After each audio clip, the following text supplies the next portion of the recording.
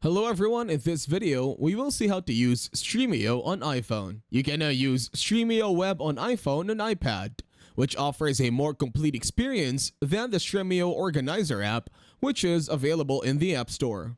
Stremio Web will still not be fully featured without connecting it to Stremio service. Some missing features include converting videos to support the browser, torrent streaming, and etc. The best scenario for streaming web on iOS without connecting it to Stremio service, the goal is installing the PWA to show on the home screen.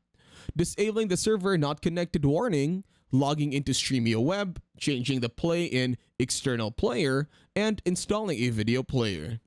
To make Stremio web show on your home screen for easy access at all times, you will need to install the PW. To do this, open Stremio web with a Safari browser. Then press the following two buttons.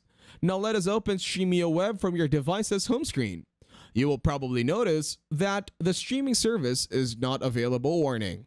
Simply press Don't Show Again. Now let us log in by pressing the button. After you log in, go to the settings page.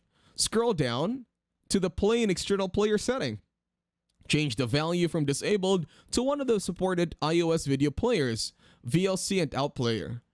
After making the selection, you should also ensure that the video player that you chose is installed on your device.